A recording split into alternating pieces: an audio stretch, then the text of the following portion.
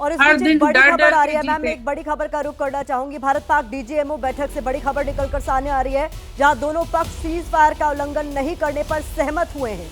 दोनों तरफ से फॉरवर्ड पोस्ट पर सेना की संख्या कम होगी, इस पर भी सहमति बनी है। ये इस वक्त की बड़ी जानकारी आपके सामने है।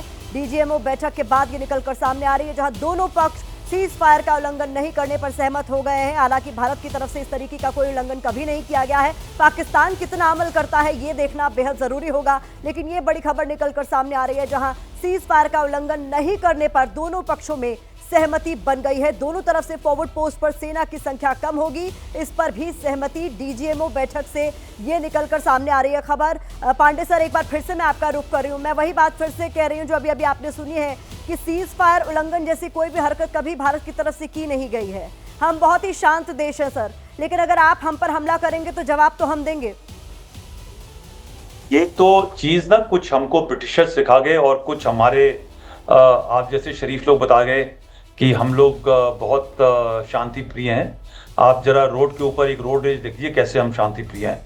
ये लाइन नहीं हुआ हमारे दिमाग में, आप हम लोगों ने भर दिया है कि हम हमारी तरफ एक थप्पड़ मारो, हम दूसरी तरफ भी थप्पड़ खा लेंगे। वो समय चेंज हो गया, राइट? लेकिन ये समय चेंज हम नहीं हो गया। करते ना सर, ये भी तो हमें मानना पड़ेगा। हम शुरुआत नहीं करते, मगर आप ये नहीं कह सकते कि आप थप्पड़ मारोगे और खा लेंगे।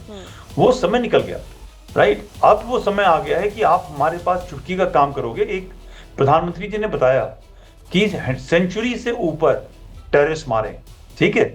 उन्होंने ये नहीं बताया अभी तक कि हमने कितने फौजी मार दिए होंगे, वो डिटेल्स अभी तक नहीं आई हैं। ये याद रखिएगा कि हम कभी भी, हम लोग शांति प्रिय हैं, मगर उन्होंने बताया कि आज बुद्ध पूर्णिमा है और भगवान बुद्ध ने हमें शांति का रास्ता बताया है, और जो शांति का रास्ता है उसके लिए भी कई बार आपको शस्त्र उठाने पड़ते हैं। और बड़ा साफ साफ बता दिया है कि फॉर जो हमारा विकसित भारत है 2047 में, उसको सशक्त भी होना पड़ेगा, राइट?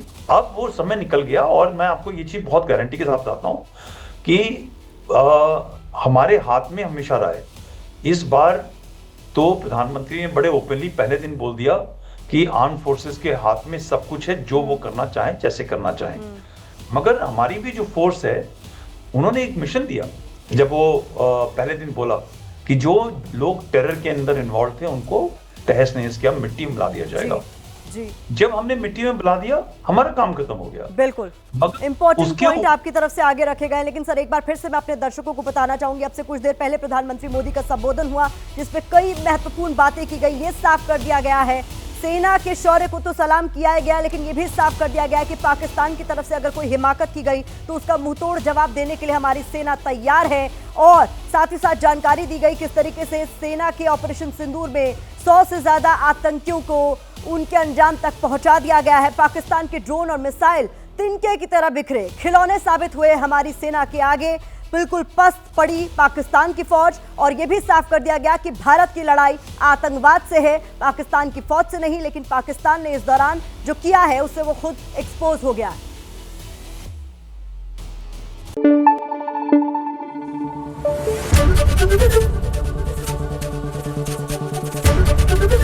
एबीपी न्यूज आपको रखे आगे।